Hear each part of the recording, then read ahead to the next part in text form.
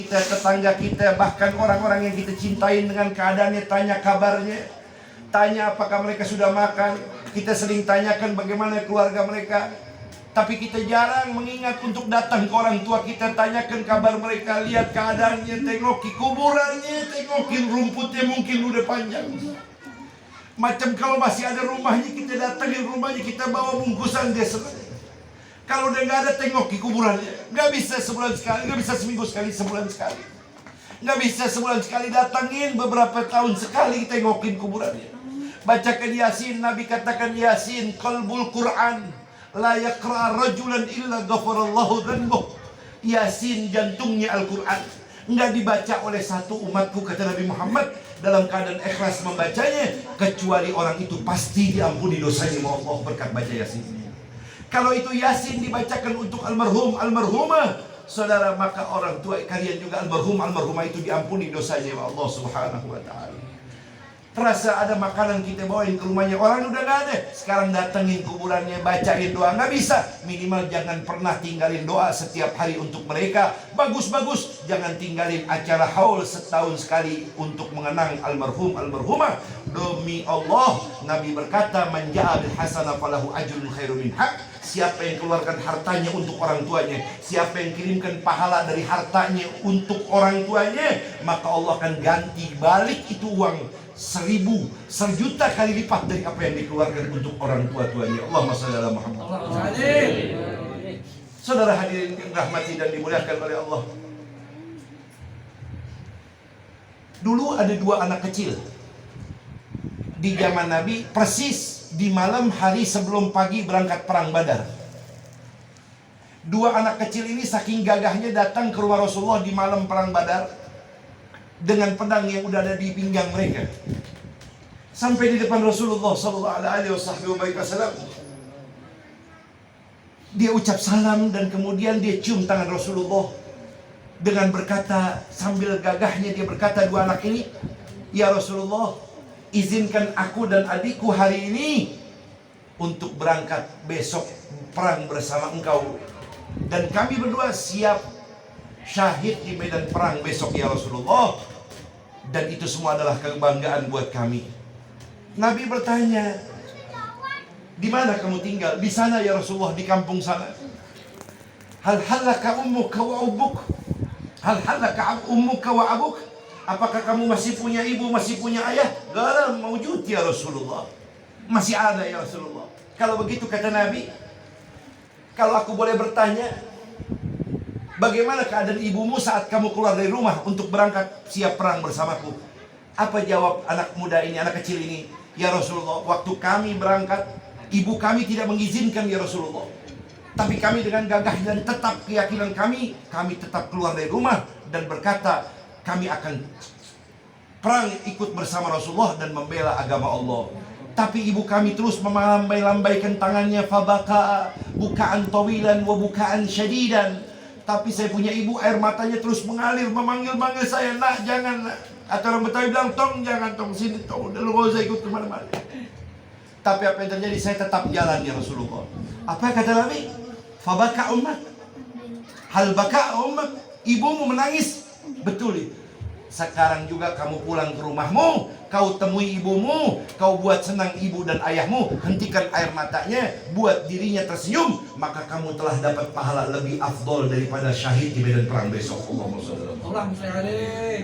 Buat senyum ayah dan ibumu, kata Nabi Muhammad, itu pahalanya lebih utama daripada mati syahid di medan perang bersama Rasulullah. Apa yang terjadi saudara sejauh ini, kita ukur, kita timbang, kita lebih banyak buat mereka menangis karena kedurhakaan kita kepada mereka. Padahal Nabi berkata, 1 tetes air mata ibumu yang telah keluar karena kedurhakaanmu akan menyebabkan ratusan murkanya Allah terhadap dirimu.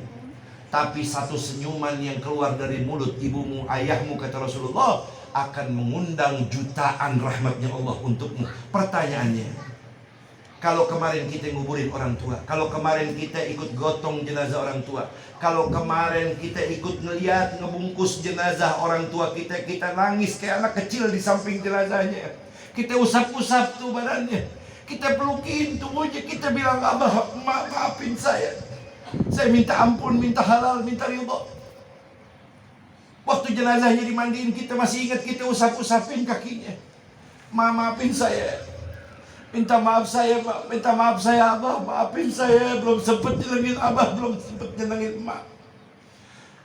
Waktu itu kita nangis seperti anak kecil, dan belum pernah kita sedih seperti sedih saat ditinggal oleh orang tua kita.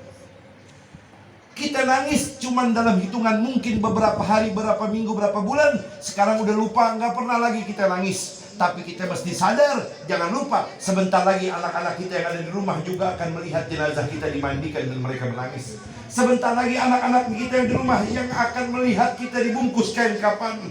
Sebentar lagi anak-anak kita yang ada di rumah yang bakal gotong jenazah kita, anterin kita ke dalam kubur.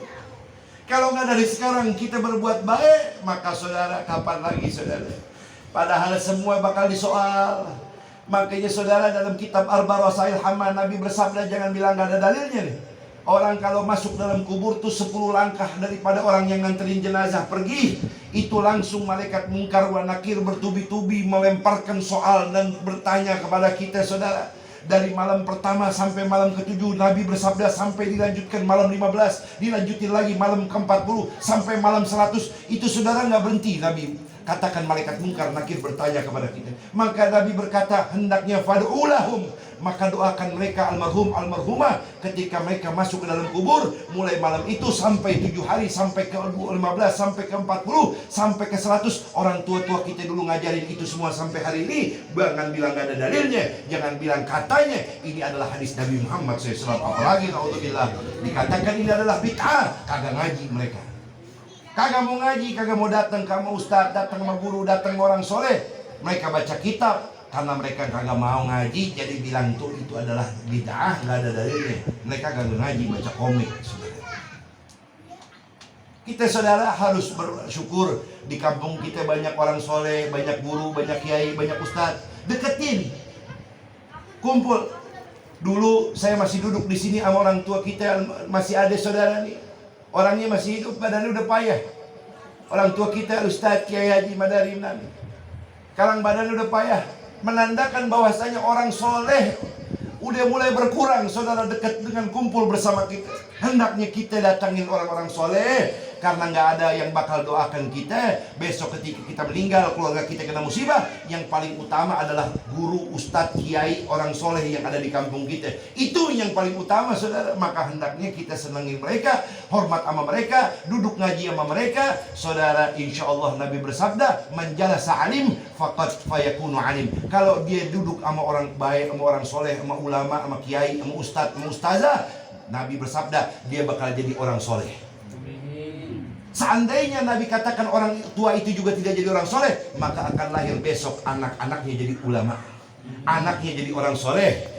Kalau tidak juga sampai ke anaknya Nabi katakan jadi orang soleh, maka akan lahir besok anak cucu keturunannya jadi orang yang soleh. Maka saudara hadirin, tinggal 2 menit terakhir nih. Ya, ambil sambal dibungkusin. Saudara, pegang baik-baik, ingetin baik-baik. Hayat di kandung badan ya, katakanlah 1 tahun ada 12 bulan, 1 bulan ada 30 hari, 1 hari 24 jam, 1 jam 60 menit, 1 menit 60 detik. Saudara, jangan kira nggak ada hisapnya, jangan kira nggak ada rekennya, jangan kira nggak ada catatannya. Saudara ngutang di warung sebelah aja, saudara setahun masih ada catatannya. Apalagi perkara-perkara urusan wajib kita. Umur kagak ada yang tahu. Saudara, kadang-kadang saudara mohon maaf pagi ngopi bareng kita, pagi ngopi sehat, badannya seger buger. Bis johor orang udah kagak ada. Rasa kagak percaya. Pagi ngopi, bis johor udah kagak ada. Yang lebih bahayanya pagi meninggal, siang ngopi.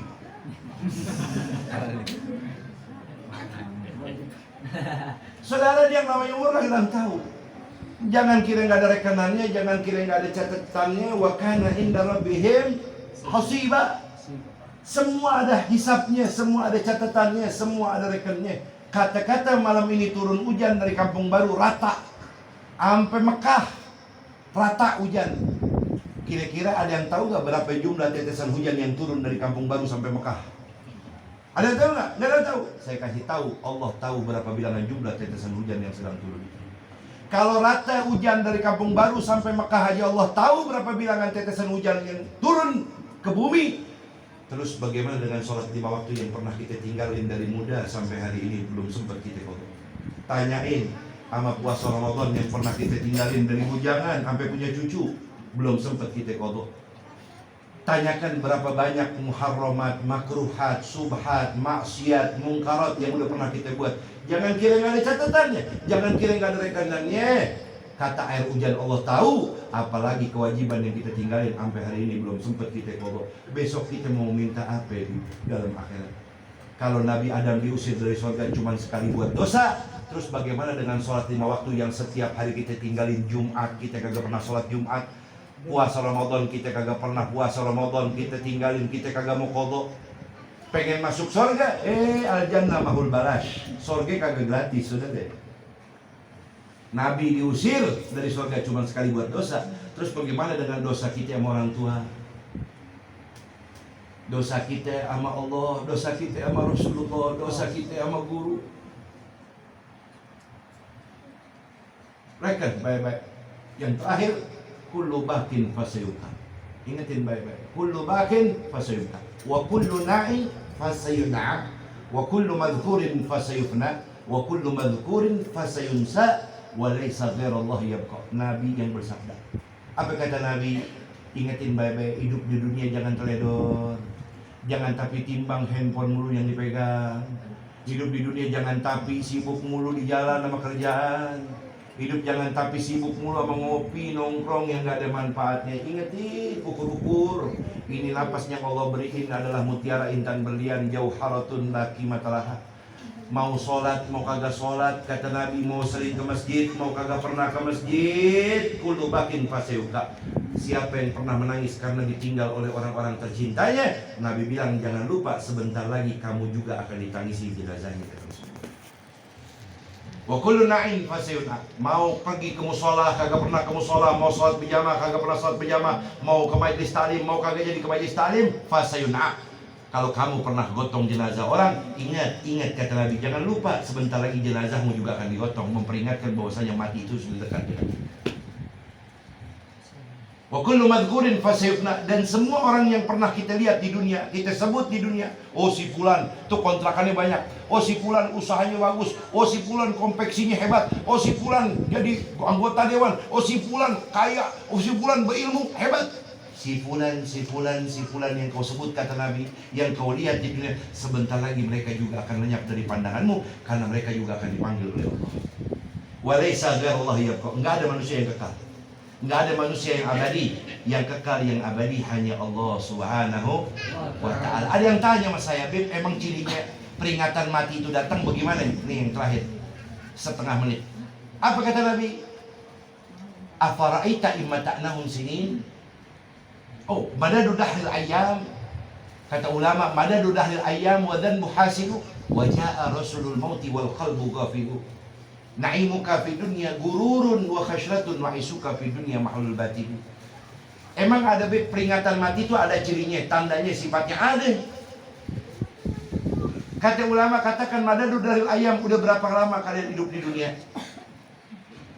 Pagi ketemu pagi, siang ketemu siang, malam ketemu malam, minggu ketemu minggu, bulan ketemu bulan, tahun ketemu tahun, nggak sadar udah 60 tahun umurnya, udah 70 tahun umurnya.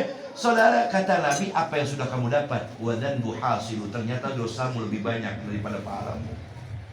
Sementara wajah Rasulul mauti wal qalbu ghafilu, sementara undangan mati udah datang. Nah, ini undangan mati gimana? Kalau undangan besan kan sering gitu ya. Undangan tetangga kawinin sering. Undangan mati. Nah, kira-kira orang Kampung Baru pernah ada yang dapat nggak undangan mati?